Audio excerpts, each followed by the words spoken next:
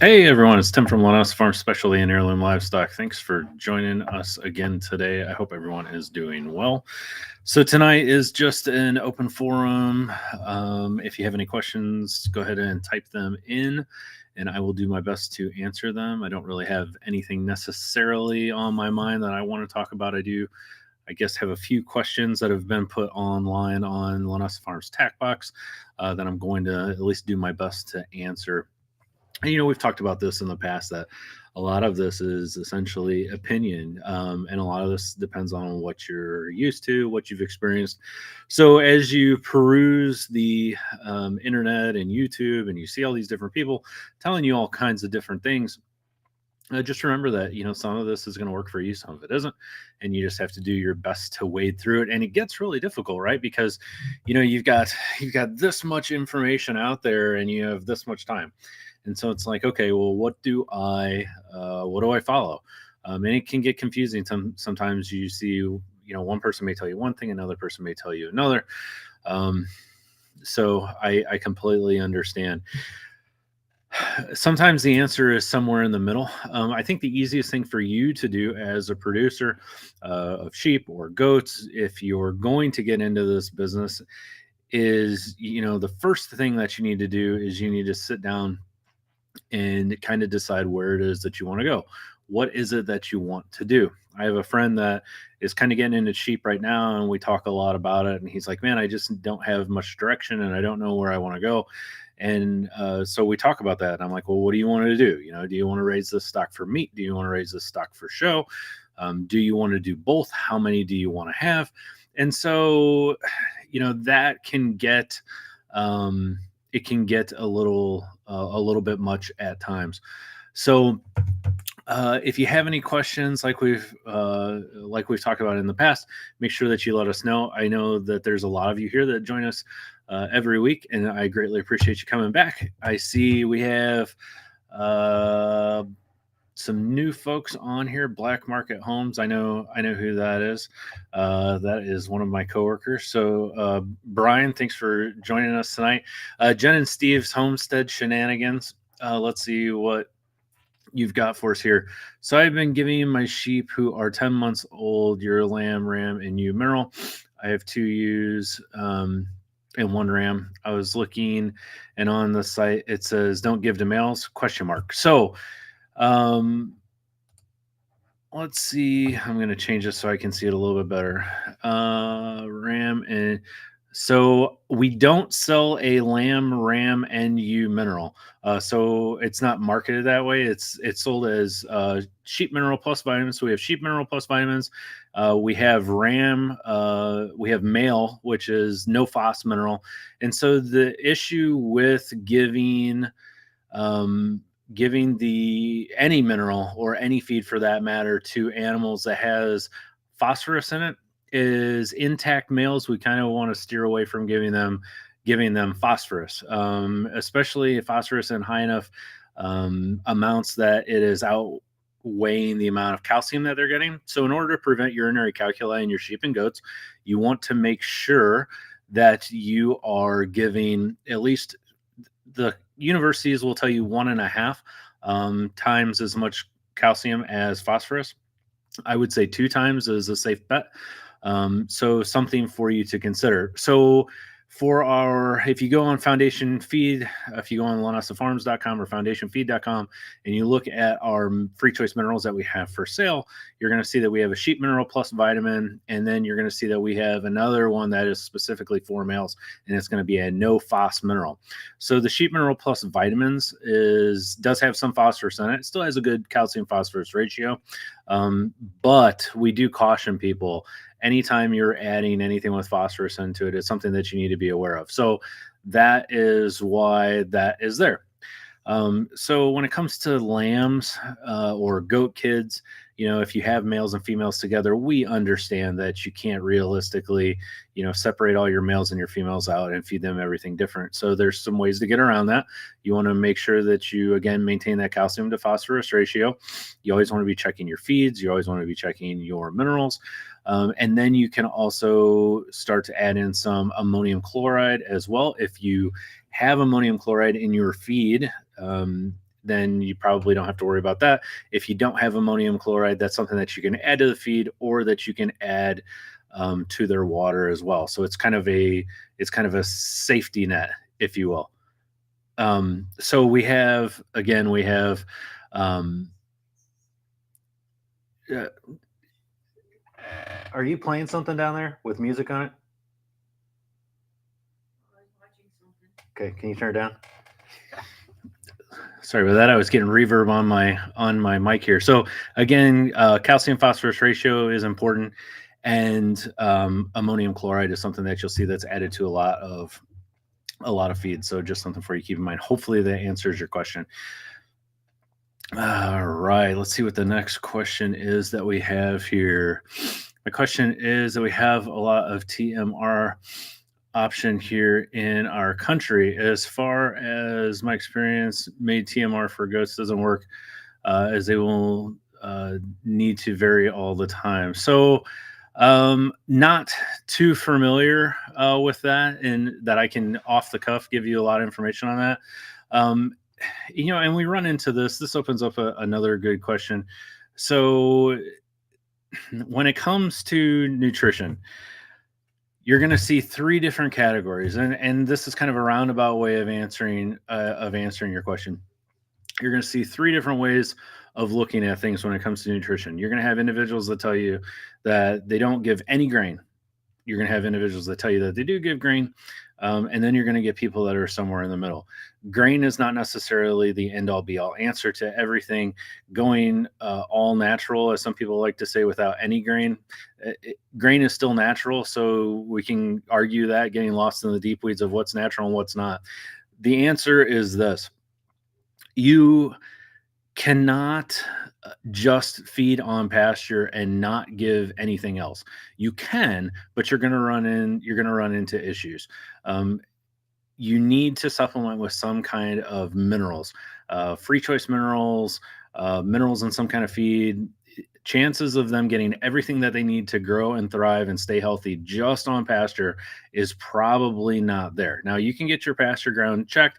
You can see what they're getting. You can see what they're not getting, but chances are you're going to have to give them some kind of mineral.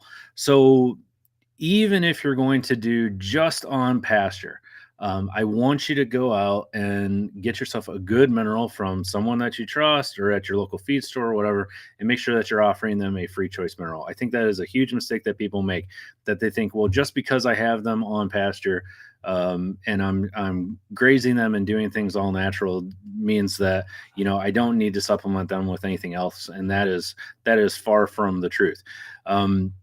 The other thing is that you have to watch, if you are going to feed artificial feeds that are made like in a factory, you're getting pellets and things like that.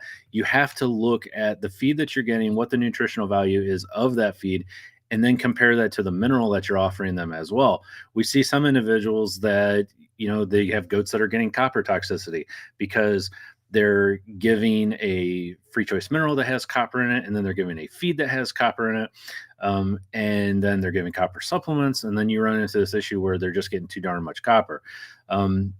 You can run into some cases where feed may be deficient in some minerals. So you have to really do your legwork, make sure that you're getting good quality feed, good quality nutrients and vitamins and all of that, and that they're kind of getting the whole gamut of what they need. So just be cautious when it comes to protein. That's another thing that we need to talk about when it comes to feed. Too much protein. I just made a video where I said I don't think you should be giving over 20% protein to any animal at any time. And I got some messages on that, and people were saying, well, why in the world would you say not to give over 20%?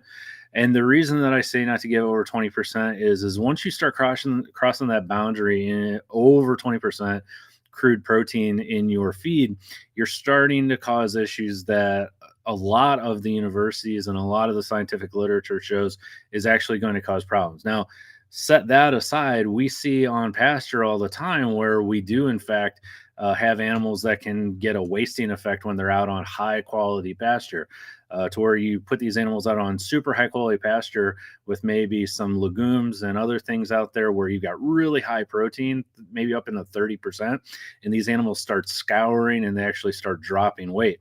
And this can be confusing to some people, and it can be very frustrating to some people because they're like, man, I've got my animals out on this really, really good pasture and they're falling apart on me.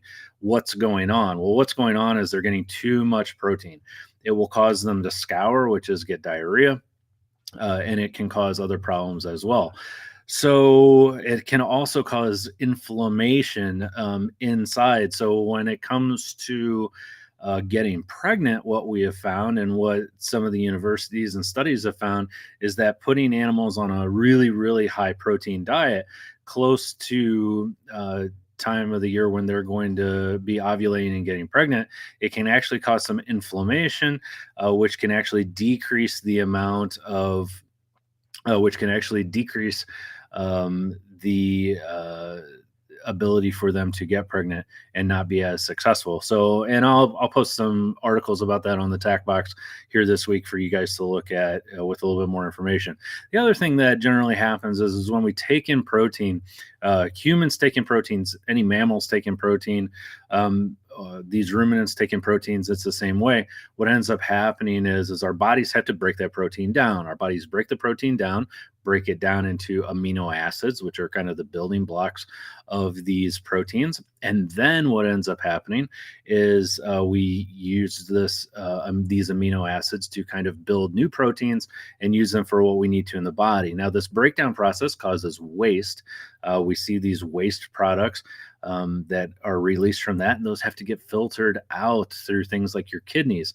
So if we were to go and, let's say, give our sheep or goats a 40% protein mix or something like that, what you're going to find is they're going to scour really, really bad.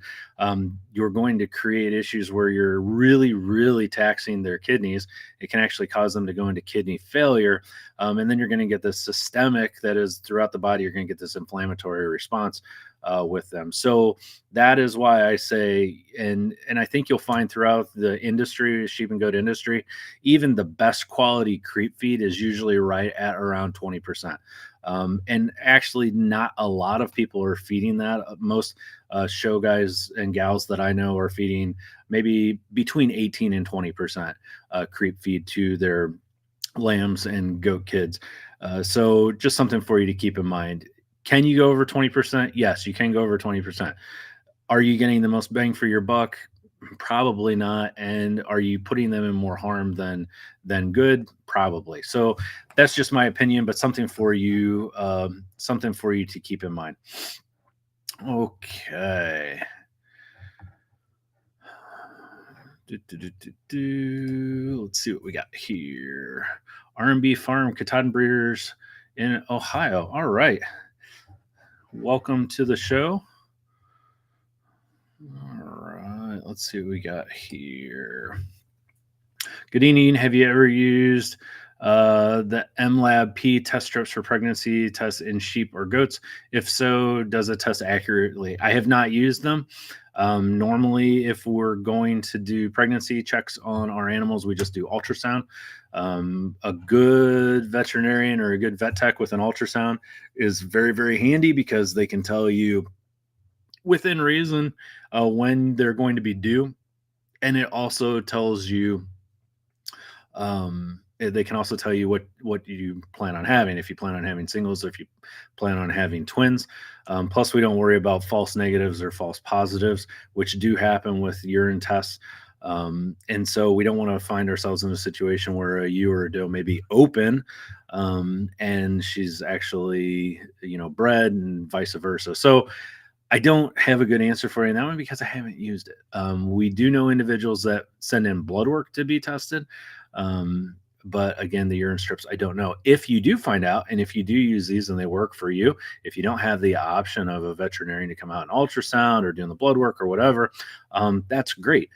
I would just ask that you keep us posted on that because this would be great information for us to know, to share with other people. So thank you for bringing that up. I do appreciate it. Sorry I didn't have better information for you.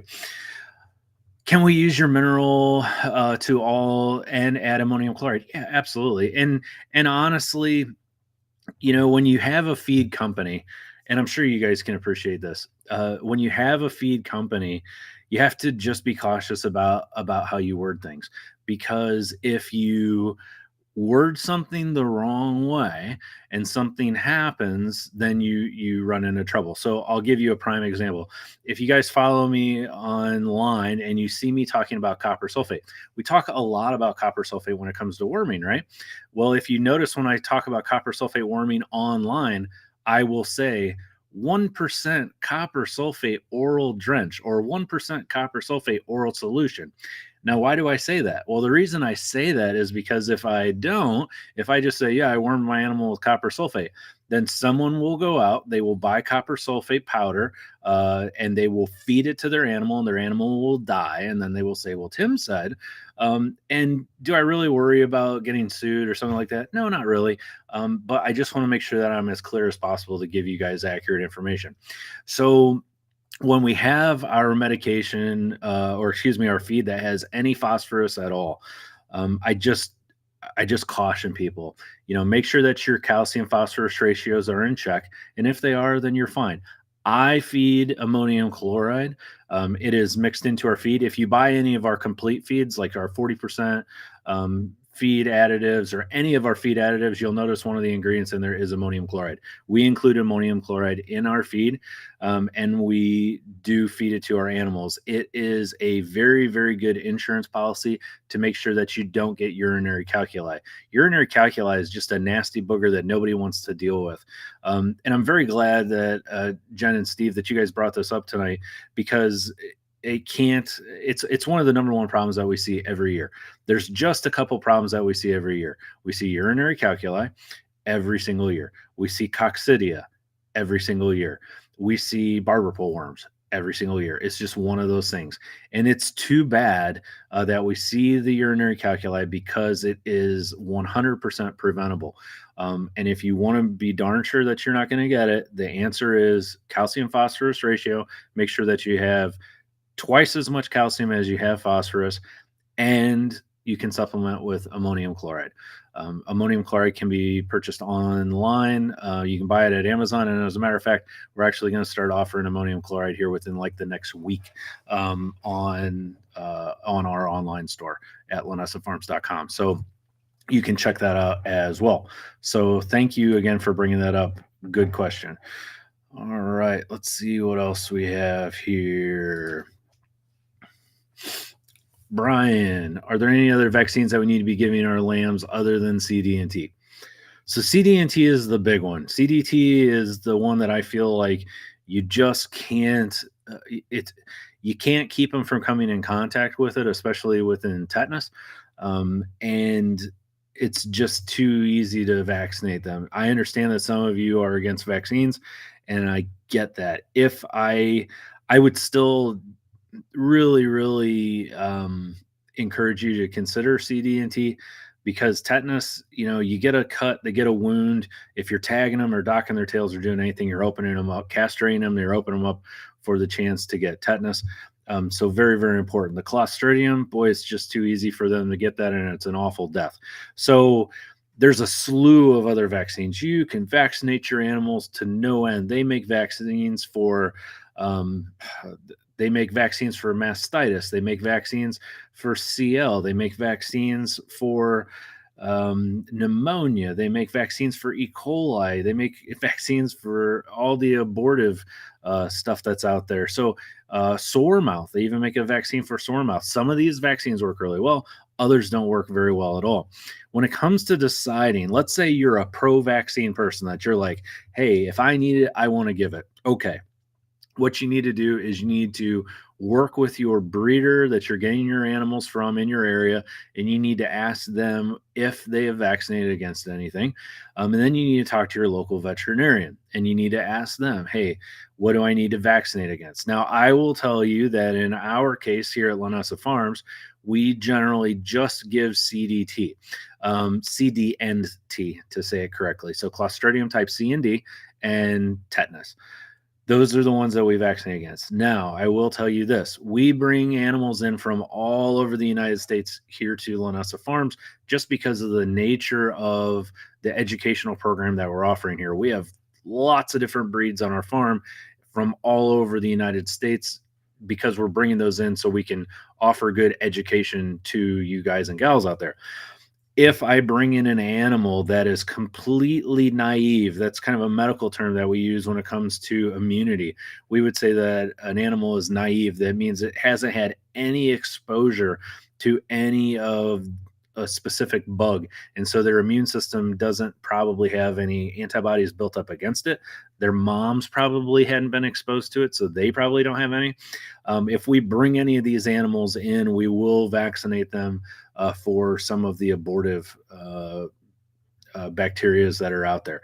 So, for instance, we had some range ewes that we had brought in from Montana. We brought them in, and we were working with them and bringing them into our flock. We had some Columbia. I'm trying to think of what else we brought in specifically, Rambouillets that we brought in. And these were range ewes that had never been around anything. We did vaccinate them against some of the abortive strains that are out there. Other than that, we don't necessarily vaccinate against a whole lot else. Now, we run our animals on pasture about half of the year, and the other half of the year we run our animals in confinement, but it's kind of a very loose confinement. That is to say, it's very open air. They get a minimal amount of protection from the rain and the wind, but it's wide open three-sided barns to where the air temperature it's not any warmer in there than it is outside. It's very open and it's very airy. So I don't worry a whole lot about things like pneumonia. But I can tell you some of our farmer friends that we have that run closed, really confined, heavy numbers. I see them using things like E. coli vaccines and pneumonia vaccines, which I guess makes sense to me because they have such high numbers and such close quarters that the risk of them getting pneumonia, E. coli, things like that are very, very high. The other concern I guess I would have is if I were running, let's say, 300 lambs together, if one of those lambs comes down with E. coli or something, you're in big, big trouble. So, because chances of it spreading very, very rapidly and going through the entire flock is very, very high. So just something that you need to keep in mind. So, good question. I would say start off with CDT and go from there. Your veterinarian will know what's in your area. They will know, what it is that you need to be concerned about, and then you can kind of move on from there. A lot of these abortive bacteria that your animals are going to come in contact with, it may affect them once, and if they do have a miscarriage, chances are they're going to have immunity to it and they're not going to get it again. Now, that doesn't answer the problem because you're going to go through a season where you're going to lose lambs and kids, and you may not want to do that. So, that's the price that you would pay if they were to come in contact with it and if you chose not to vaccinate. So hopefully that somewhat answers your question. Okay, Helen. Hi, Helen. I currently have a doe that presents with vaginal prolapse. Okay, when she stands, it goes back. She is due to kid on Friday. So at this point, the best thing that you can do is you can let her ride it out. I mean, she's due to deliver. Make sure that, she delivers. Once she delivers, it may fix itself. So what are the culprits with vaginal prolapse? She could be over fat. She could be running out of room in there. That's an issue that we see a lot of people that put their animals on free choice round bales. I know Dr. Kennedy talked about this in Pipestone Veterinary Manual for Sheep and Goats. He talked about overfat ewes and the issues that they had with vaginal prolapse and poor milking and things like that. And he used the example of, ewes and does that are on free choice round bales are the ones that we see a lot of the vaginal prolapses on. They've got a lot of fat. They've got a lot of bloating going on in their in their abdomen, in their intestines, and in their rumen and everything else. And then they've got a couple babies in there, and there just isn't much room. And so the thing that tends to go is that. So you may notice rectal prolapse. If you've got overfed lambs, a lot of times you'll see this to where they'll cough, they'll develop a lot of coughing, and when they're coughing, they're getting a rectal prolapse, and then when they stop, it goes back in. That's a sign that you're overfeeding. You're overfeeding your lambs, and that you've got too much grain. You need to simmer it down a little bit, and so that may be something for you to consider in the future. I don't know what your body condition is on this individual doe. Um, it may be genetic. She may just be prone to it.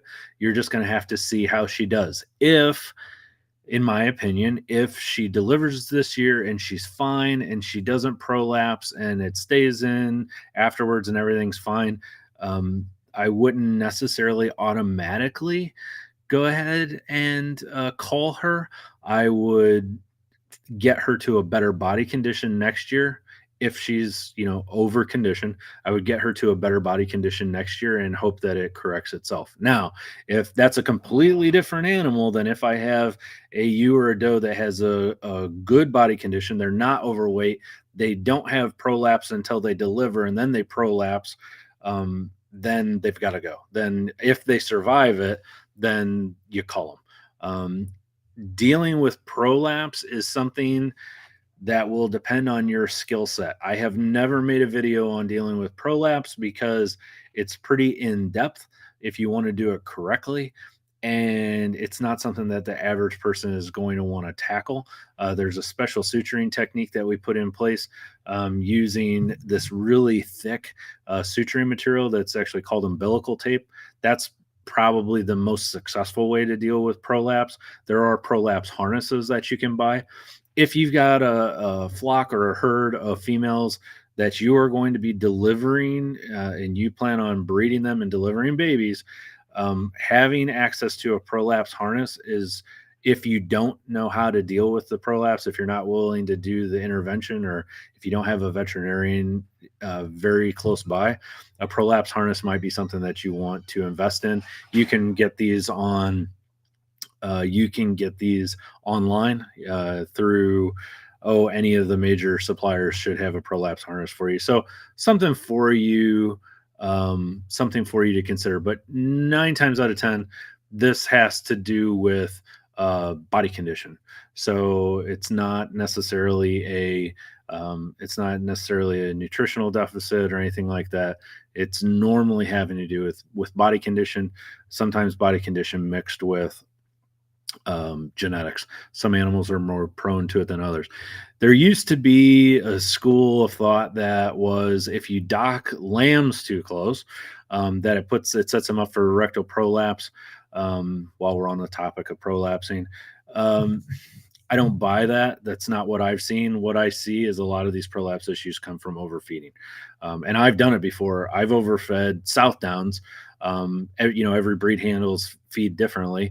And so some of our breeds really bulk up fast and they just blow up. And Dorpers, South Downs, things like that. I've overfed Dorper fat lambs before and had them start to rectal prolapse. And I was like, oh, and I checked him out. Body condition was too high and I was overfeeding him, and I had to taper it back a little bit. So just want to throw that in while we were on the subject. Okay. I've given her 2 milliliters of calcium, warm molasses water. What else can I do for her? So hopefully I covered that. I don't have any vet in my area that sees goats. It doesn't come all the way out. So hopefully I cleared that up for you. As far as the calcium is concerned, I don't see why calcium would have anything to do with what you're seeing. When we talk about calcium, we think more of, as that mom's milk is coming in, are we running into issues where, she is unable, she's losing muscle coordination, things like that. That's an issue where we really start to worry about calcium. But I think where you're at right now, I think ride it out. watch that body condition and kind of go from there. Molasses is never bad. If you want to get your animal to drink more and stay hydrated, molasses is a great way to get your animals to drink more water. I don't care if they're just not feeling well and you need to worm them, or if you've wormed them, if they're just sick and you're recuperating them, or if you just feel the need that they need to actually take in more, just hydration in general. I think adding a little bit of molasses to the water is a great thing. So no major concerns there. Okay. We also have protocols here to give hepatorenal regulators after every deworming. Is it a good practice? So that's complicated. So when you get into renal systems, and you would have to tell me what the exact medication is that you're giving them. Um, and and even still, I probably wouldn't be inclined to give you an answer online. So I can give general, like, gee whiz sheep and goat information and what I think and nutrition and stuff like that. When we start getting into specific medications deal with um, that deal with body systems like renal systems and things like that, we start getting into prescription drugs. I would be making a huge life mistake to start giving out advice on that. That's where your veterinarian comes into play. If you start giving medications that are dealing with the kidneys and the liver, um, there can be some serious problems. I don't know any one medication off the top of my head that would do both. A lot of times when we talk about in people medicine, I can tell you that when we start getting into kidney function and we start getting into liver function and things like that, then we start getting into hydration levels. We start messing with the dynamics of the kidneys and how well the hormones in the body are causing you to keep water in or get rid of water. And then we can possibly run into issues where we throw electrolytes out of balance. So we have to watch potassium and things like that. So you can really, some of the most in-depth, outside of the endocrine system itself, some of the most in-depth medicine that you'll deal with revolves around kidneys and liver and things like that. So yeah, that's kind of getting out of my scope as far as what I know. And then even if I did know, then we would be getting into like dosages, and dosages are going to be based off of milligram per kilogram and things like that. What I can tell you is just be cautious. I can tell you that here in the United States, we worm our animals with chemical wormers all the time. And nobody's chasing those medications with any kind of medications that are regulating the liver or kidney function. So you may want to do some more research and see if what you're giving is actually justified, or if it's just somebody trying to sell you something extra on top of what you're already giving. A healthy animal, be it a people or a goat or a dog or a cat or anything, if they're healthy and their body's working the way that it's working, most of the time, liver and kidneys can do what they need to do without any fiddling with them. So that's my 2 cents on that. Sorry, I couldn't give you more information. Um, and I guess we'll just kind of take it at that. So, on a totally different topic. All right. I've been wondering what you use with your livestock guardians for parasites, both internal and external. So, when it comes to livestock guardians, we use a Bayer product that's given orally in a chew. It protects them against their gastrointestinal worms, and it protects them against like tapeworms and things like that. And then sheep drench ivermectin. Sheep drench ivermectin is something that you can give for heartworms. If you look at the active ingredient in HeartGuard, it is ivermectin. So there is a conversion that you can use. You can buy a bottle of sheep drench oral ivermectin that you give a sheep, and you can inject that into like a hot dog or a piece of bread and feed that to your dog every month. And basically, for the cost of the sheep ivermectin, what you would pay in HeartGuard, it's not even in the same ballpark. So I will post that. I will make a note of that, and I will post that on Linessa Farms Tack Box. The dosages for ivermectin in regard to HeartGuard. Now, when it comes to the medication that we give for fleas and ticks, that's a topical. And I would have to look that all up for you. Jocelyn actually is the one that handles the livestock guardian dogs as far as worming them and giving them everything that they need. So I will touch base with her, and I will find out what she gives and how much she gives, what brands we use, and I will get all that posted for you online. We do make sure that we do it. But as far as like dosages off the top of my head, I can't tell you. So good question. Rabies is another one. So rabies is a subject of annoyance for me.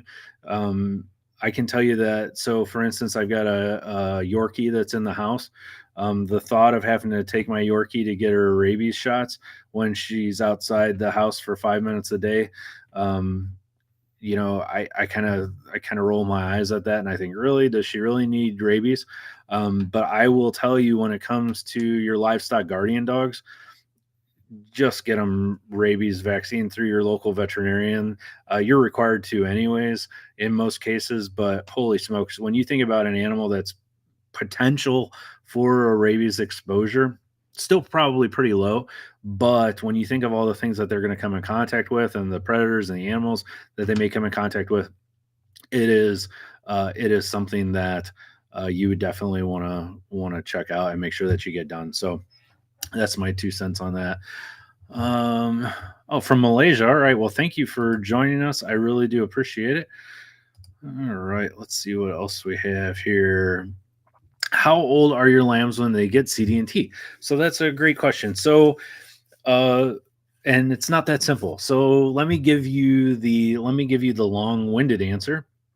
The long-winded answer is we would like to see you vaccinate your ewes and your does about 30 days prior, at least 30 days prior to delivery of their babies. So the goal of this is we want to make sure that those ewes and those does pass on that passive immunity to their offspring.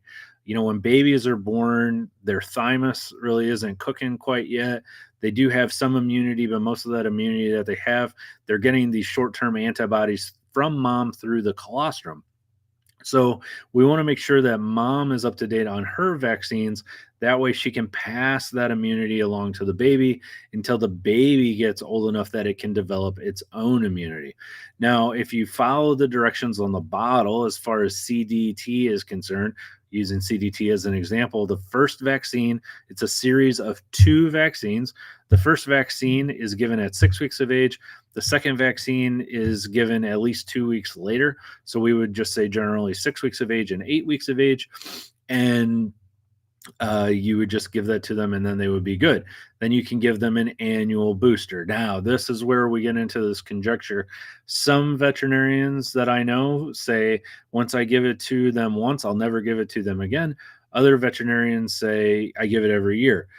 Some people meet somewhere in the middle. So I will tell you, me personally, if I had a male that was getting CDT, I would give him his CDT at 6 weeks of age, 8 weeks of age, and then maybe every 5 years I would give him a booster.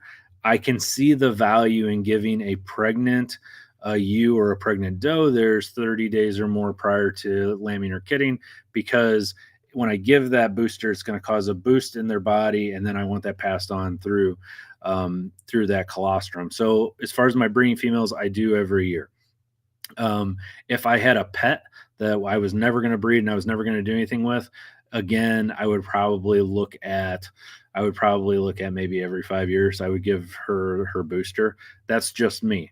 following the directions on the bottle, 6 weeks of age, 8 weeks of age, annual after that.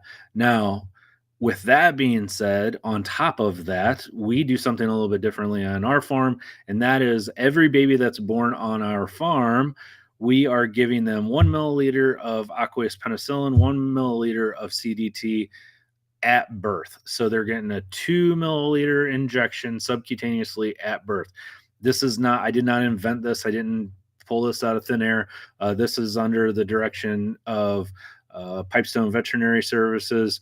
It is what Dr. Kennedy used to do. It's what a lot of the other ones do now as well. Our goal for that is we want to protect that animal against tetanus, and we also want to protect that animal against navel ill. So navel ill is basically what it sounds like. It would be a bacterial infection that would come in through the navel, and unfortunately, it basically destroys their shoulder joints, and it's a debilitating, crippling infection, and they're never right after they get it. So that's the reason why we spray and or dip our navels at birth. We still spray our navels at birth. We also give the CDT and penicillin injection. So again, here on our farm, under the direction of Pipestone Veterinary, we are giving a 2 milliliter subcutaneous injection to all newborns. And that consists of 1 milliliter of penicillin, 1 milliliter of CDT. They're in the same syringe. We shake it up and we give it to them, and then we're done. And like I said, that's something that's not my idea. That comes from the vet. So very little of what I advise for anyone online is just like I just dreamed it up. Most of this is I'm reading research articles, I'm reading what I can get my hands on, and I am regurgitating to you information that I have learned through veterinary manuals and things like that. Same thing with the calcium phosphorus ratio we were talking about earlier. You know, I don't just dream this stuff up. This is what the scientific literature says. So I try my best to give you guys the best advice I can get. And if it starts to get into the gray areas, I usually just kind of bow out and say, hey, I don't know. You know, it's much easier for you as a consumer to deal with I don't know than to deal with me giving you bad information. I don't know about you. I can deal with I don't know. I can't deal with bad information very well. So that is that. Okay. When you give your CDT vaccine, is it just behind the shoulder? So CDT vaccines subcutaneously, and I like to give mine kind of behind the shoulder, down on the side of the rib cage, where I can, not in the armpit, but over the rib cage, where I can get it underneath the skin. If you're going to have show animals, or if you think an animal is going to sell for show, always give it on the non-show side. That would be the animal's left-hand side. You can see what is called a granuloma, or a little bit of a granulation there where you give the vaccine. That's very, very common. So if you give a vaccine, you may notice that the animal gets a little bit of a lump there. Depending on the vaccine, sometimes you can prevent this, sometimes you can't.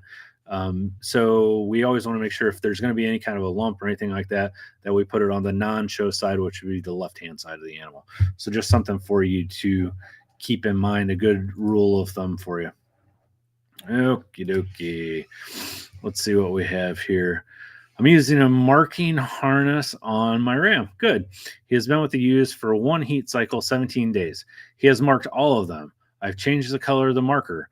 Do pregnant ewes get remarked? No, they don't. So this is great. So this is exactly why we want to use marking harnesses. And I'm glad that you brought this up. So what is a marking harness? For those of you that don't know what a marking harness is, it is a harness that a male wears. It can be your ram or your buck, and it will have a crayon or some kind of marker that's actually on the chest of that animal. And what happens is when that male mounts a female, it's actually going to leave a mark on that animal's back. And it will tell you, therefore, that, hey, that you or that doe got marked. Then what we can do is, after that cycle, after he's bred all of them, you can change the color of the marker out. And now you can watch and you can see if they get remarked. So sometimes what you'll find a couple different things that'll generally happen. And here's generally what we see happen on our farm. When we very first put our males in with our females, you'll notice that a few of the females get marked immediately. Like within the first 24 hours, the females get marked. Now, this is assuming that we didn't give them any kind of drugs or anything. So this is we're doing this all natural. Put our male in with our females. We notice that a few of our females get marked immediately. The rest of them will kind of get grouped together and will get marked maybe a week or so later. Then you'll get a large group of them that get marked.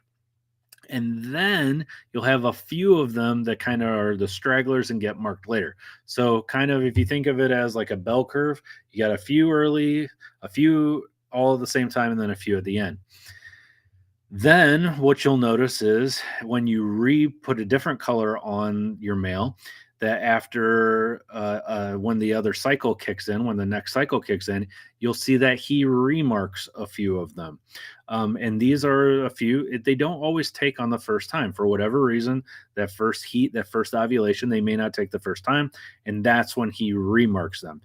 If you have a situation where you had a male that marked all of your ewes or all of your does, and you put a crayon on them and they all get marked again, the chances are you're dealing with a problem with your male. Your male is not, for whatever reason, his sperm count is not where it needs to be. There's something going on. If it's not your male, then you got a serious issue going on where your females are getting exposed to something that's causing them not to ovulate. But the chances are if they're all getting remarked, then it's your male. We expect a few of them to get remarked, but definitely not all of them. So something for you to keep in mind. If you want to do this all like perfectly, there's no such thing as perfect, but if you wanted to like really, really know for sure, what does a perfect breeding cycle really look like? Well, a perfect breeding cycle without drugs is going to look like you getting your male checked. No kidding, them taking a sperm sample from him, them checking it, and them telling you that he's fertile and everything's going well. You're going to flush everybody. Then you're going to put them in. You're going to breed them with a marking harness. You're going to put a marking harness on him. He's going to mark everyone. And then you're going to let him mark everyone again that needs to get, rebred for the few that don't get bred. And then after a few cycles, you're going to see where he's not marking anyone anymore. That means that everyone has been marked. You may run into a female every once in a while that for whatever reason she's not able to take or she's not ovulating anymore, and she's just going to get marked over and over and over and over and over. This would be a case where maybe she's never had a baby before, and this may be her first season with you, and she may just not be able to conceive. This may be a very old ewe or an old doe who's maybe 9, 10, 11 years old to where for whatever reason she's not breeding anymore either. Once he's not marking anyone anymore, then you're good.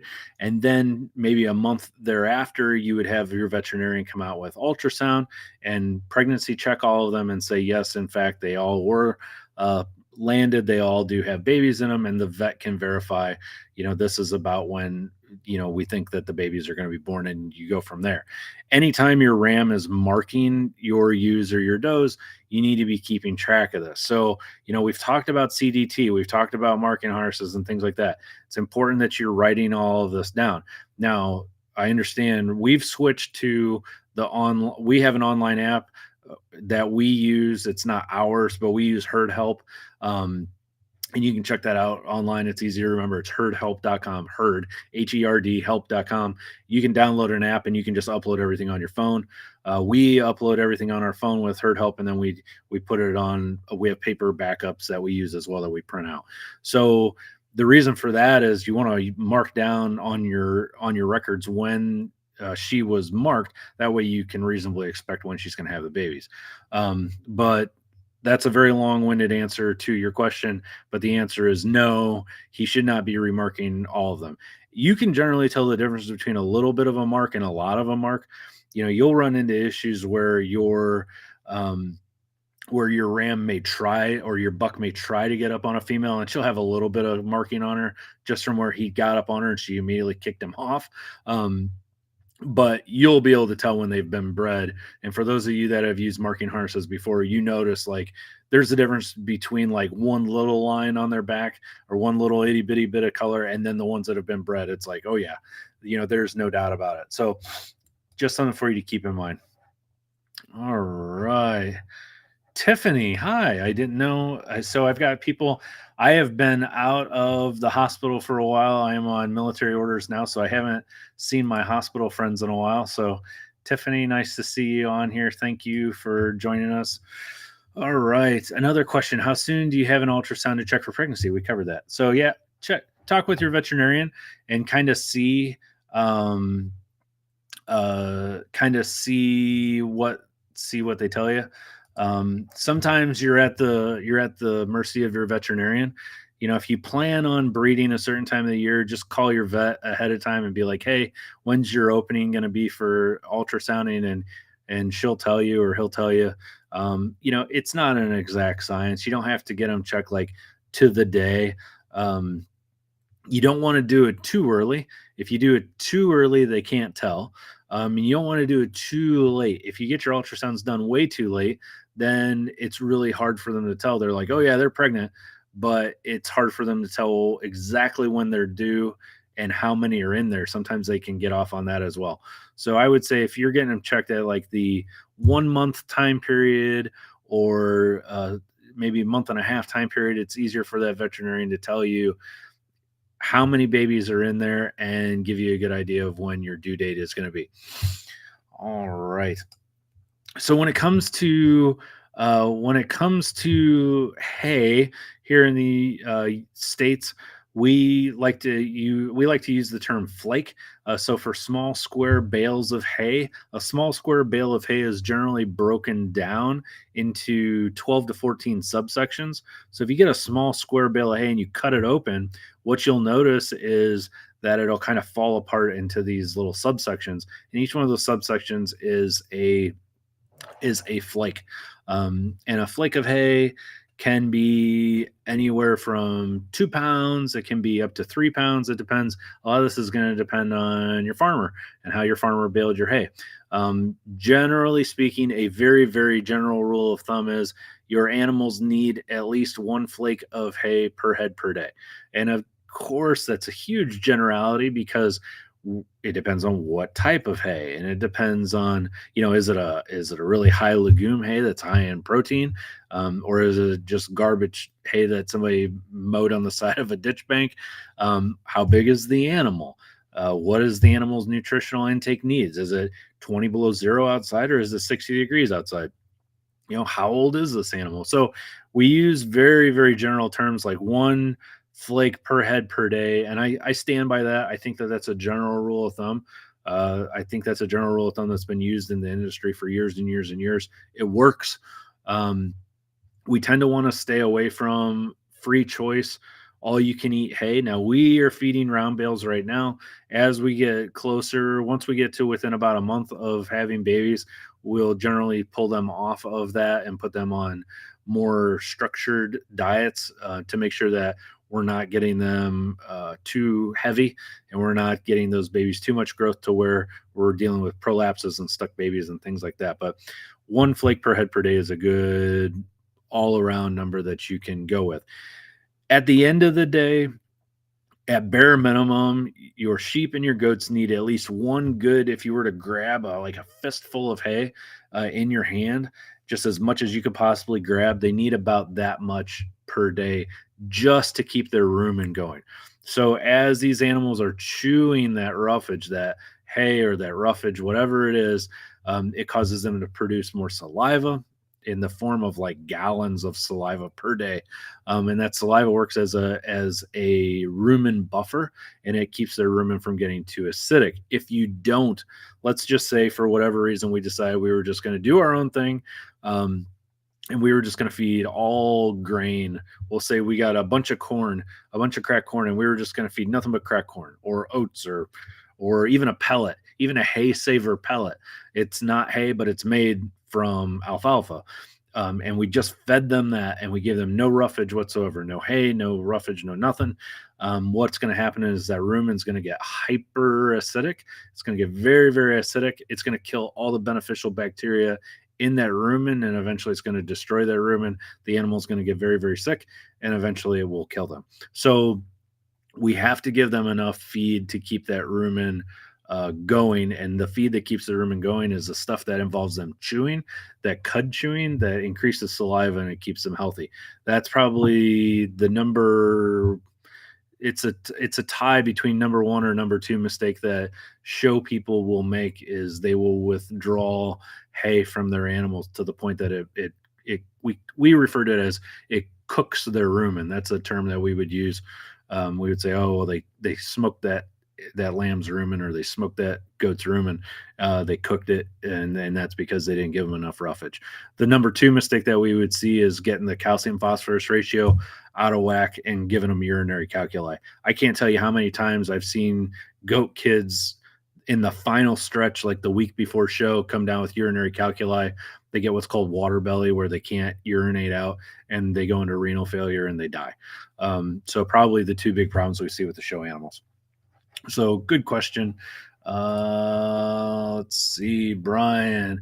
I know you run sheep and goats together. When it comes to feeding, do you feed both of them the same feed, or separate them and do different feed? Thinking of getting goats to run with my sheep. So running sheep and goats together is not difficult. They have different preferences as far as what they like to eat, as far as the texture of their roughage that they like to eat. It seems that the goats like something to browse a little bit more. They like to feel things with their mouth. They like to get in there and do a little bit more chewing. I personally feel like the goats do a much better job of cleaning up pasture than the sheep do. The sheep. So let me back up, Brian. So what we did was, years ago when we were putting our animals on rotational grazing, we were running them completely separate.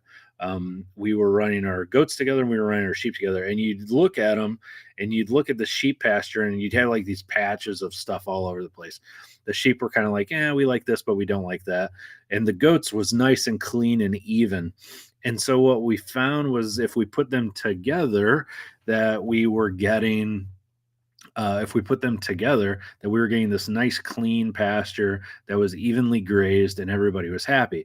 Well, then that begs the question, how do you successfully run sheep and goats together? Because we all know that the goats need copper. You just can't keep a goat healthy without adequate copper. They're just not thrifty. Their coat doesn't look good. You can't keep them warmed. You run into all these problems when goats are copper deficient. So then we say, okay, how in the world are we going to get the copper that we need in the goats, but make sure we don't give any copper to the sheep? Again, we all know that giving copper to sheep, in most cases, there are a few select people like to beat me up on this. There are a few select breeds of sheep that most of you probably don't have. If you had them, you would know, that need copper. But 99.9% of the sheep breeds out there can't have copper. It builds up, they can't clear it from their system, and it kills them. So how do you rectify the difference? How do you run your sheep and goats together? The way you run your sheep and goats together is you feed all of them sheep feed.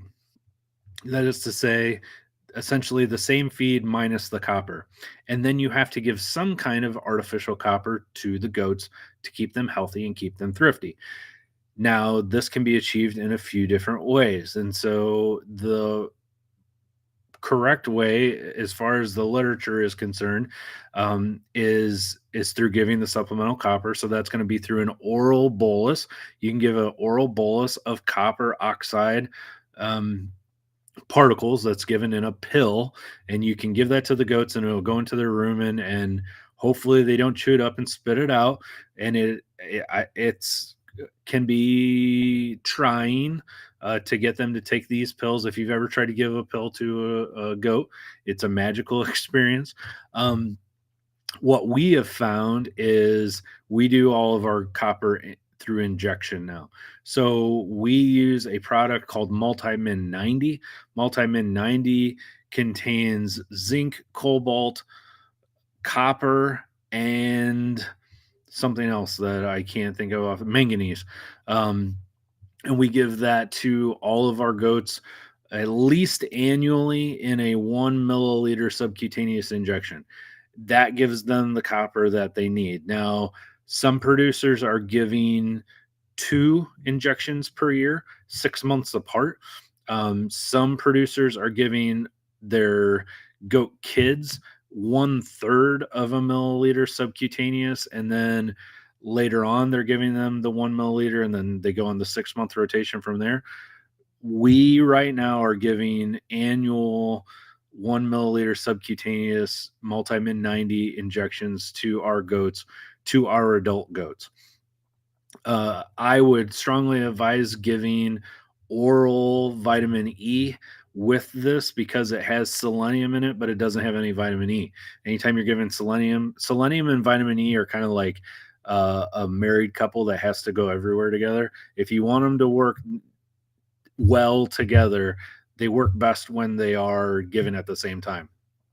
So we advise giving oral vitamin E with the shot to help them absorb the selenium as well. But you have to be careful. This is a prescription medication that you can only get through your veterinarian. So you can't buy Multimin 90 off the shelf. You got to go to your vet and you got to tell them what you're using it for. There's no point in lying to your veterinarian. No good will come of you lying to your veterinarian and being like, oh, I'm using it for my cow. Like, just tell them the truth. Be like, hey, look, I'm giving it subcutaneously at this rate for copper for my goats, and this is why, and see what they say and go from there. There's lots of extra labeled drugs out there that are given. And you need to watch any other forms of selenium or other things or other forms of copper that you are giving them. So if you're in the habit of giving your animal, let's say BOC, which is selenium and vitamin E, you can't just turn around and give them the multi-min 90. You're going to overdose them on the selenium and you're going to have all kinds of problems. So work with your veterinarian, but that's how you do it. At the end of the day, you can easily run sheep and goats together. You just have to find a way to offer copper to your goats.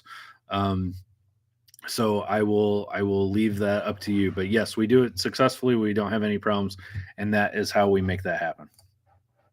Okay. Good evening, Tim. What is the best step to take for goat having ringworm? My tonic goat has circular scabs on his belly. Thanks. So ringworm is an issue that we run into. That we don't run into it too much here, but you can run into it at various times throughout the year, depending on your livestock and depending on what you're doing. During the summer months, we see this happen a lot with show stock. We see it happen with lambs, and we see it happen with goats at the fair. You see it happen especially with lambs, so much so that they actually have a term for it. You may see it labeled as club lamb fungus and things like that.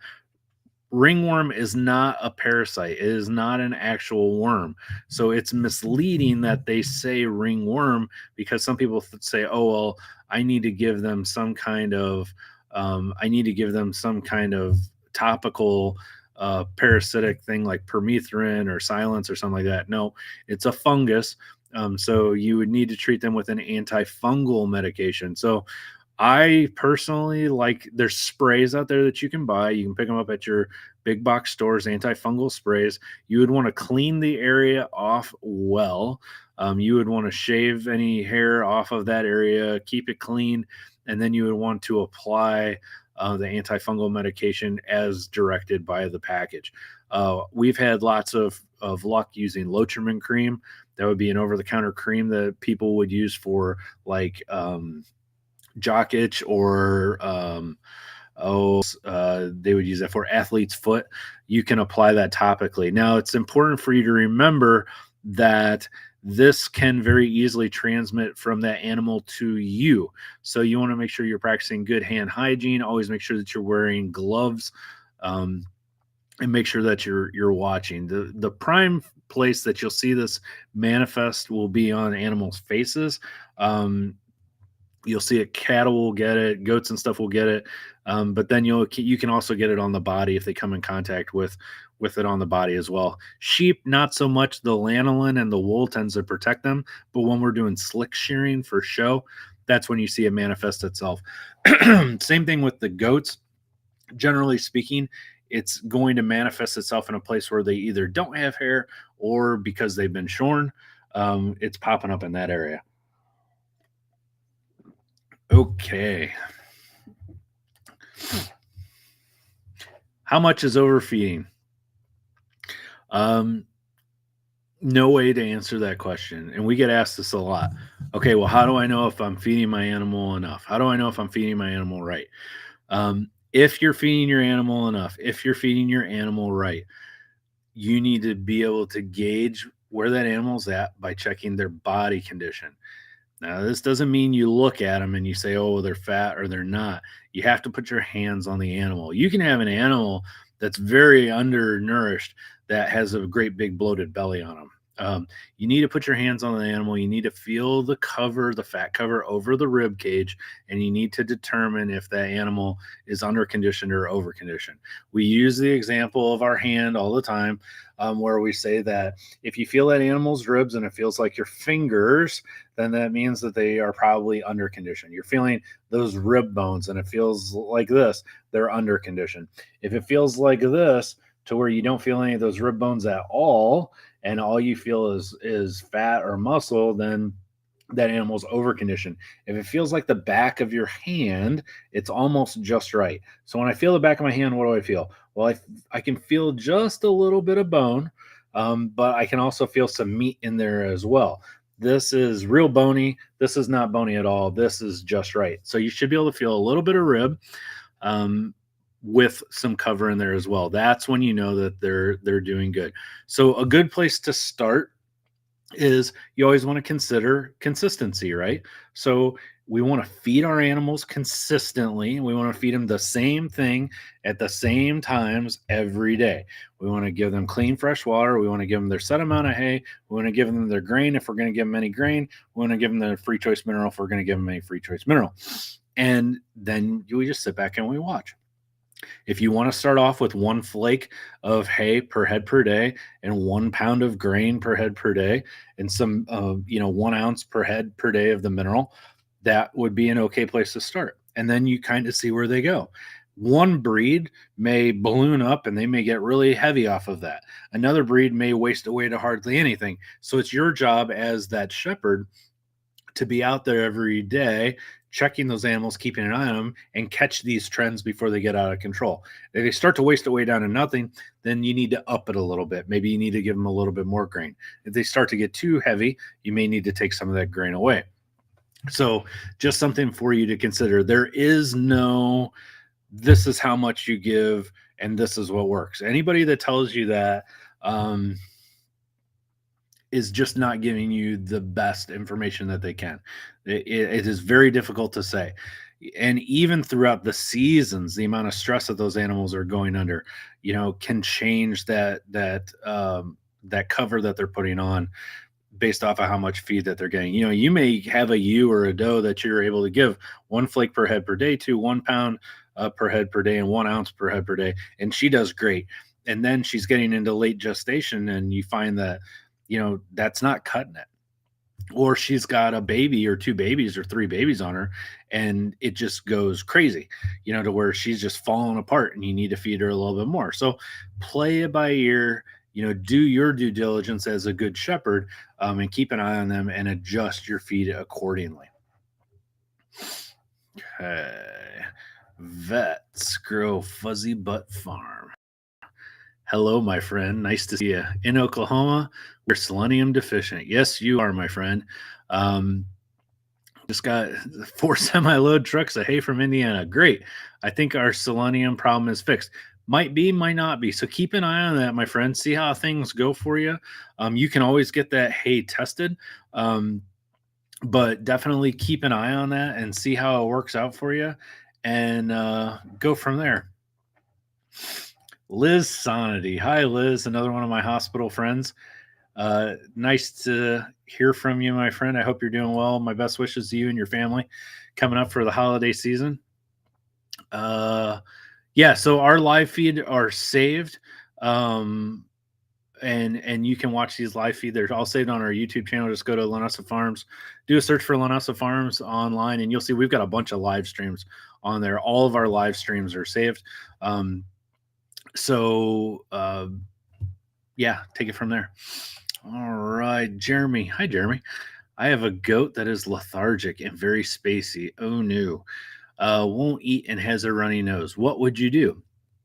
Okay, so anytime we have a sick animal, we want to do a general health assessment. So, any sick animal, you want to do a general health assessment. And the general health assessment starts with you can go to linessafarms.com and you can download a form. If you go to our forms section up at the top, look up forms, and I believe it's called like vet health assessment, something like that. And it's got different points on there that you can check out, and that'll basically walk you through. And the reason we have this on here is we want you to fill this form out. And that way, if you were to call your veterinarian, you could be like, okay, these are the things that I checked, and this is what I see.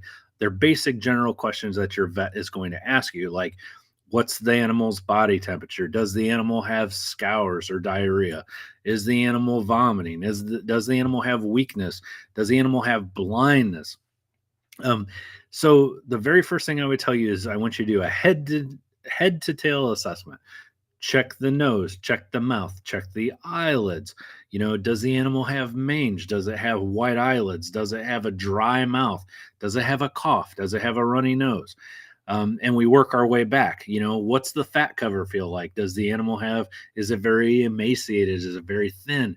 What's the coat like? Does the coat look stringy and nasty, or is it healthy and shiny and lush? And you work your way back. Do you find any wounds? Do you find any damage? Do you find any weakness? Does it have diarrhea? And then you want to check that body temperature, and you want to see what the body temperature is. If we have an animal that has a really, really high body temperature, that generally tends to lend itself to the fact that that animal probably has a bacterial infection that's causing that to happen. Maybe it's got scours and it's like green and it smells weird. That could be a sign that you have E. coli. Maybe it has a really, really low body temperature. That low body temperature eventually, even in a hospital setting, when we see a patient that all of a sudden their temperature turns and it goes really, really low, that's when we start worrying about sepsis, thinking that they have this internal, systemic infection throughout the body. And that could be the case with your animal as well. It might be hypothermic. And then we're looking for even subtle things that may not come to mind to you, but jaw paralysis, not being able to move their mouth, or drooling. That can be a sign that that animal has listeria. So a lot of times it's not one thing, it's a bunch of things, and taking all those things and putting them together into a complete package, presenting that package to a healthcare professional like a veterinarian, and having them say, oh yeah, based on these signs and symptoms, this is what I think that you're dealing with. And it's going to save you time and it's going to save you money, because by you being able to answer those questions to your veterinarian, they're going to be able to give you better advice. Now, there's always things that come to mind when someone calls a veterinarian and they say, my animal isn't running a fever, but it's losing its eyesight and it has hind end paralysis, but it's not anemic. The veterinarian may say, well, to me, that sounds like that animal may have a vitamin B deficiency. And then they'll maybe prompt you for more questions. They may be like, have you treated the animal recently with any medications? And you may say, yeah, I treated him with Corid for coccidia. And he or she may say, well, Corid causes vitamin B deficiency. Vitamin B deficiency can lead to polio, which is, the paralysis of the hind end and the blindness. But maybe that isn't the case. Maybe that animal's running a fever, and it has hind end paralysis, and it's having eyesight problems. That could be a sign, possibly with a neurological issue, or a neurological issue that is represented through a bacterial infection, like with listeria. So it's really, really difficult to know. I can appreciate the fact that a lot of you may not have a veterinarian in your area, and you're just like, Tim, just give me the damn answer. Well, I can't do that. And It's an unfortunate thing that we live in the society that we do, where you go online and you ask a question and people immediately regurgitate, you should do this, you should do that. Last week, I don't go on forums because frankly, I just don't have time. There was a woman on there that had got on there that had a lamb, and that lamb, to me, based off the symptoms she was saying, obviously had pneumonia. She's like, I've got a lamb. It's got a fever. It's got a cough. It's a bottle baby. So I'm thinking, okay, bottle baby probably aspirated. It's running a fever, which tells me bacterial infection more than likely. It's got this cough, and I'm thinking, okay, this animal's probably got pneumonia. Immediately there was people jumping on there that they were like, oh, you need to give it probiotics. The animal's rumen isn't even functioning at the age that it's at, so no, probiotics is not the answer. And then there was somebody on there that said, oh, you need to worm them. And then there was somebody on there that said, oh, you need to give them silver. There was this whole slew of people that had no idea what in the world they were talking about, that were just spewing all these answers to them. And man, that is super dangerous, because you're getting bad advice from people that just don't care. Like, it doesn't bother them at all. Egos get involved with a lot of this stuff. Sometimes if you ask someone a question and they can't give you an answer, they feel like, by them not being able to give you an answer, that they're losing credibility, or they're losing status in your eyes. The right answer is, if you don't know, you don't know, and you just say that you don't know. Um, so that's where the veterinarian can help bridge that gap.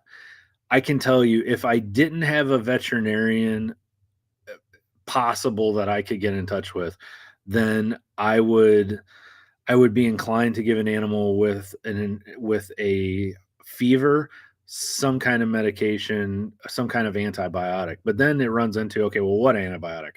Um, I really don't buy the excuse that I can't get in touch with a veterinarian. There are veterinarians that you can call and that you can do over the phone consultations with.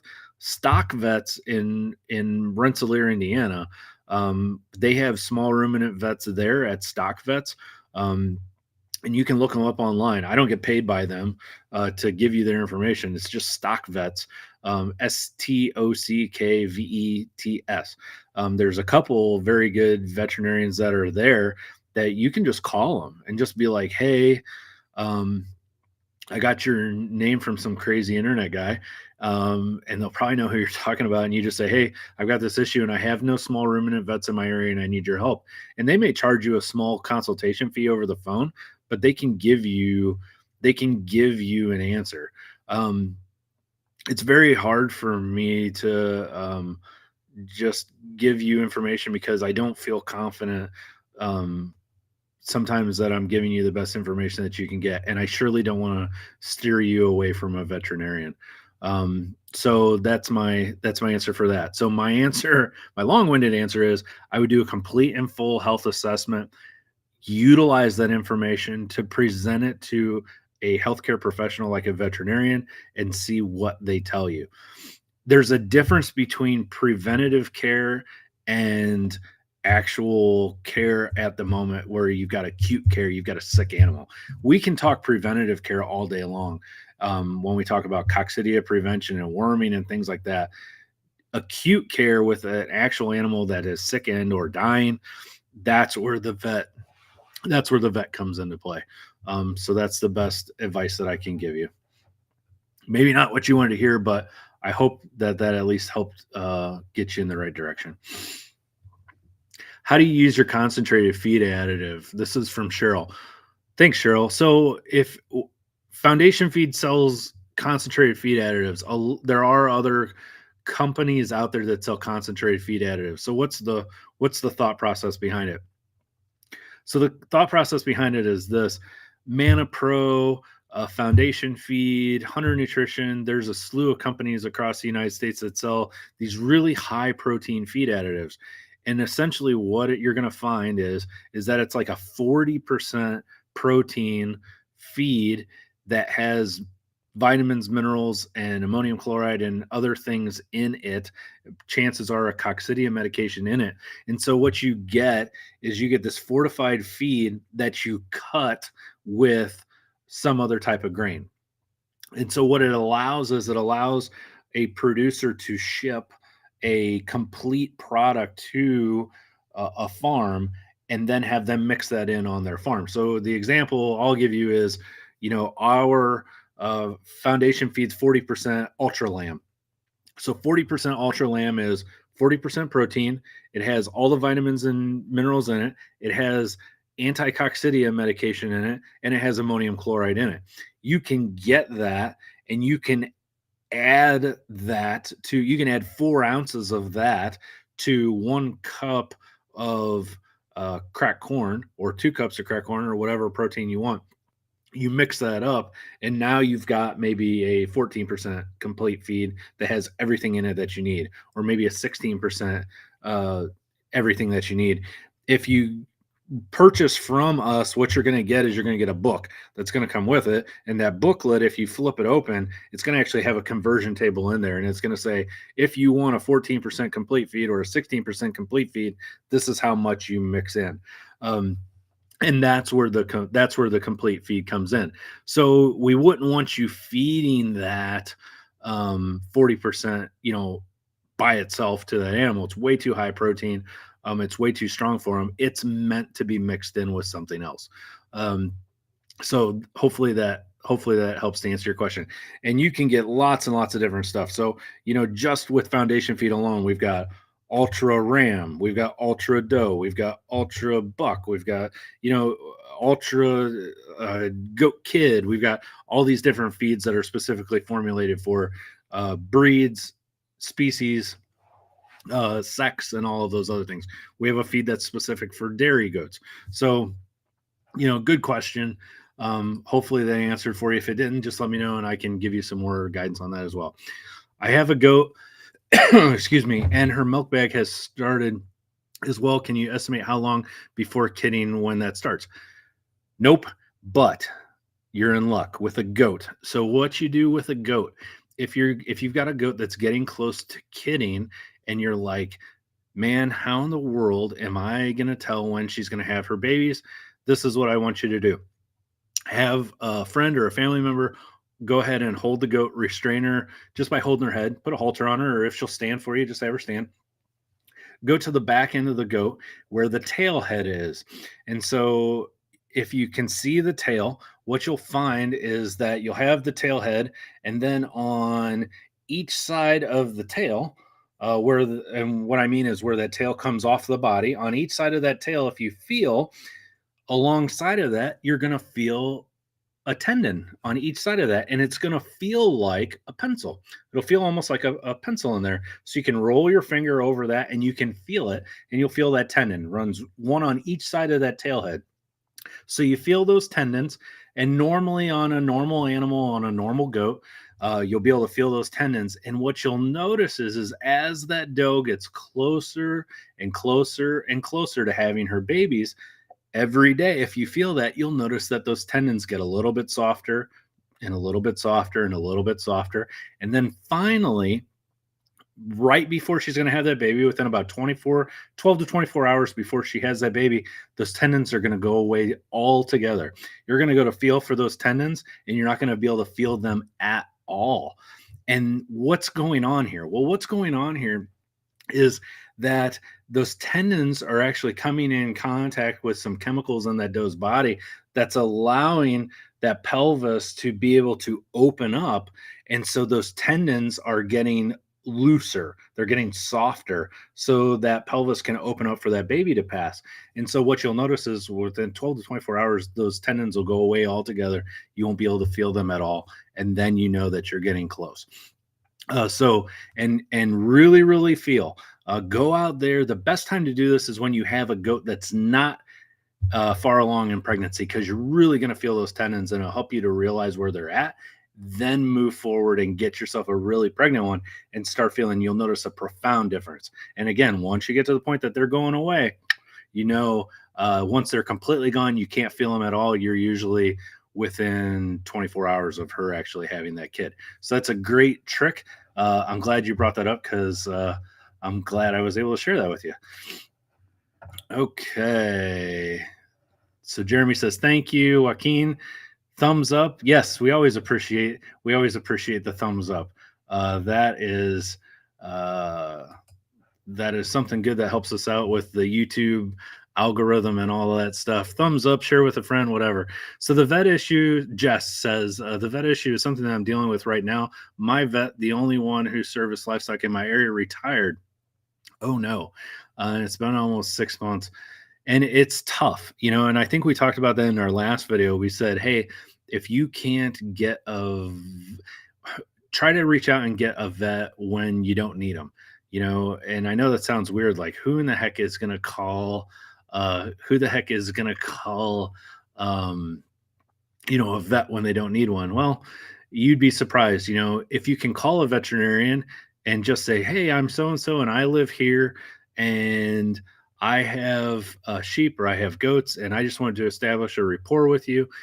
So if time comes and I need you, I can get you out here. And they'll be willing to tell you, hey, this is where we service and this is how much it's going to cost. And this is our number to call during off hours. Do your best to establish that. If you can't get in touch with a vet, again, there are veterinarians that are available on by phone that you can get a telephone consult from.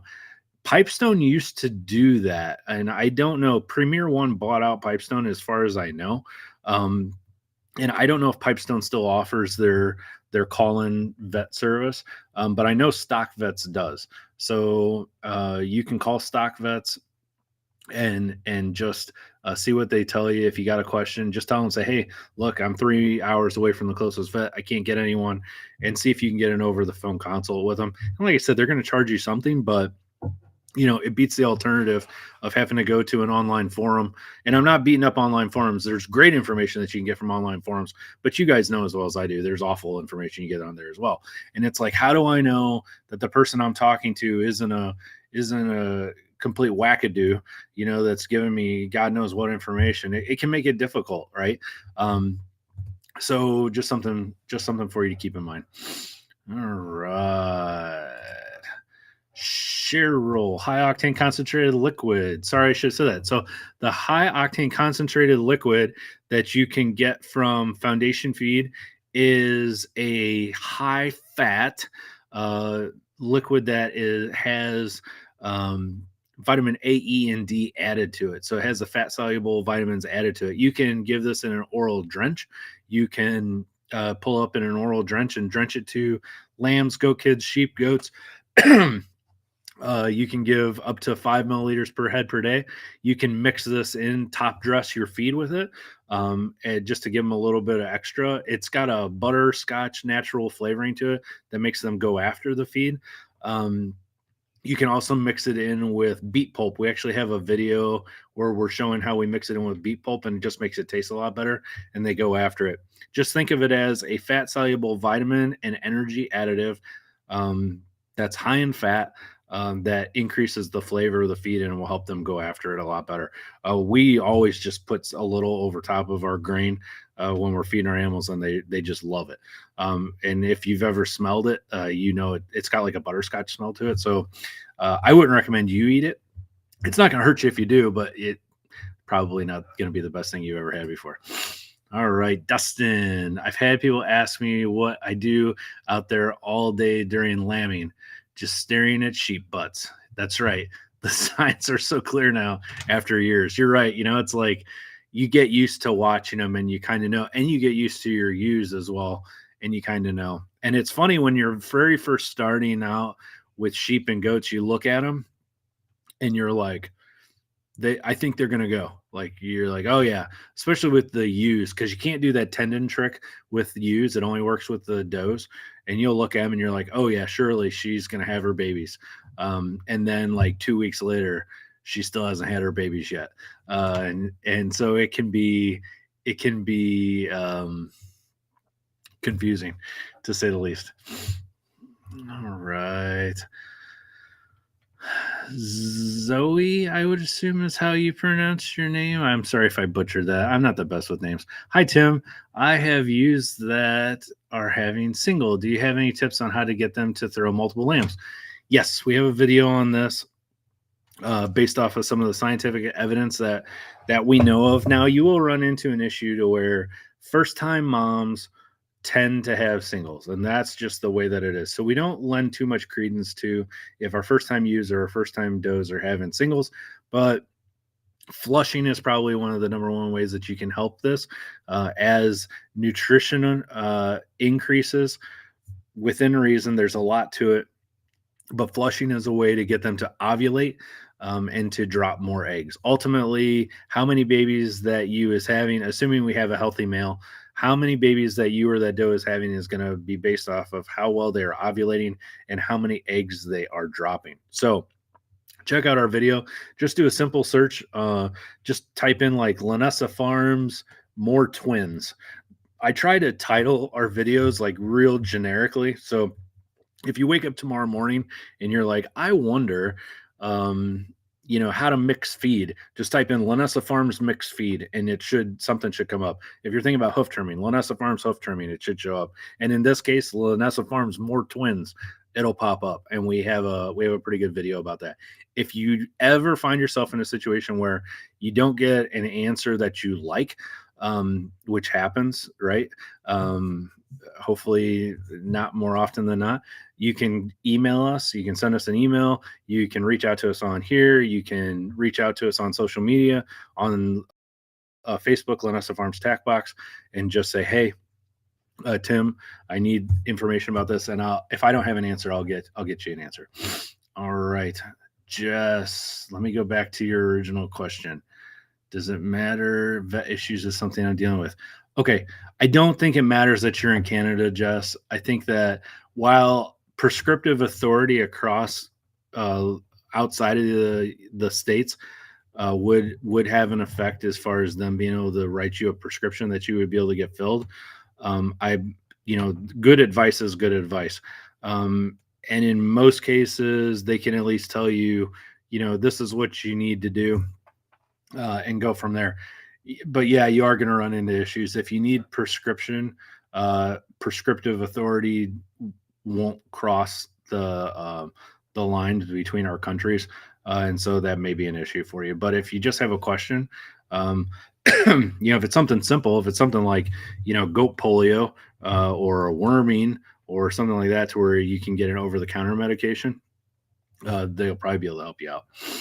All right. Martha says, hit that thumbs up. Yes. Thank you, Martha. So that's all the questions I'm going to answer tonight. But I did want to talk about something else. So really quick, we did have some questions that came from online. And one really quick that I wanted to talk about is we've been getting questions from individuals that say, I have an animal and it's not growing. What do I do? This animal is 6 months old or 5 months old or whatever, and it's not growing.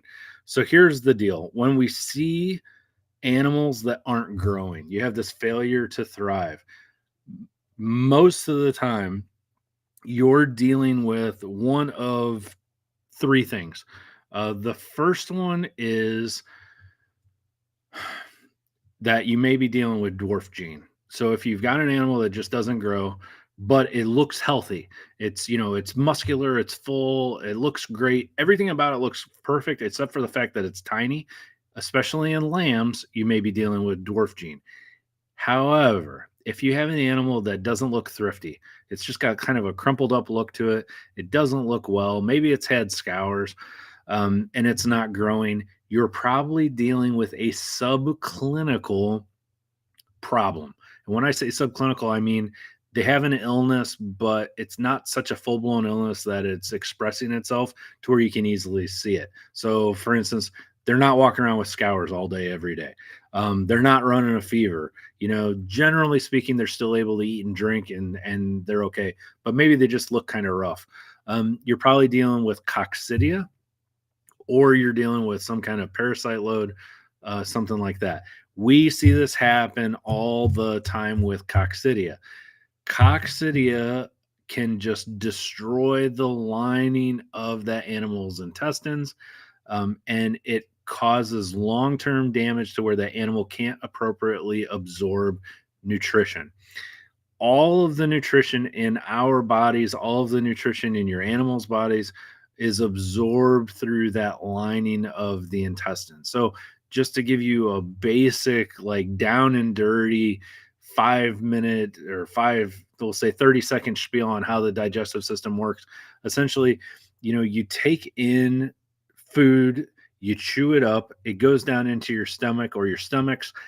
Those stomachs process that food and break it down, and then it passes into the small intestines, and the small intestines is where we have cilia. We have these fiber like structures, and they're there to increase surface area, and that's where a lot of the vitamins and the nutrients and fats and amino acids and all that are absorbed into the body. Then that food passes further down into the large intestine. This is where a lot of the moisture, a lot of the liquid is drawn out of that food stuff, and then it passes out through the rectum and goes out outside where it came from. Now, there's a whole lot more to it than that, but that's generally what we're looking at. Here's the problem, and here's what happens with coccidia. With coccidia, the lining of that small intestine in most cases gets attacked, it gets damaged, and it gets scarred. So then what ends up happening is that scarring permanently damages the lining of that small intestine, and now you have an animal that no matter how much they eat, they're not getting the nutrition out of that food that they're eating. If they are getting it, they're not getting very much. And they're just not thrifty. They just don't grow very well. And it seems like no matter what you do for them, they may have chronic, excuse me, they may develop chronic diarrhea. They may get to where they're not actively growing very well. They may get to where their coat looks crummy and they're not thrifty and all these other things. And that can last for the rest of their life. So it's very, very important that you at least consider preventative treatments for coccidia to help keep them from getting it. So when I think of that, I think of like Decox, Bovatec, Rumensin, this class of medications that are out there to keep them from getting it. And then if they do develop coccidia, God forbid, that you're getting on top of that and you're treating them with medications. I still think totrazeril is probably the best one out there. We do sell that on Foundation Feed.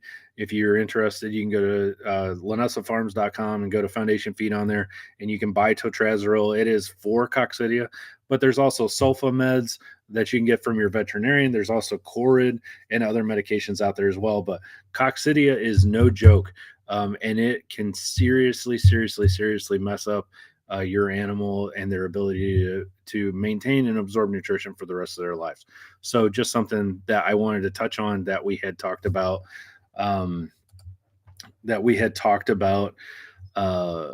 online, that a question that somebody had brought up online. All right. Good deal. All right, guys. Well, I appreciate everyone hopping on tonight. We used to say we were doing 1 hour only, and now it seems like we're running an hour and a half or 2 hours, but I understand there's lots of questions out there. We're going to go interview Rick Adams this weekend. Rick is going to talk to us about lambing. He's going to talk to us about some new interesting breeds that he has. We have some goat people that are coming on soon. So lots and lots of good stuff coming on. I hope everyone's doing well. If you have any questions, comments, or concerns, make sure that you let us know. Don't forget to do the thumbs up if you haven't done it already, and we will be seeing you guys soon. So I'm Tim from Linessa Farms, Specialty and Heirloom Livestock. Thanks for joining us again today, and I look forward to seeing all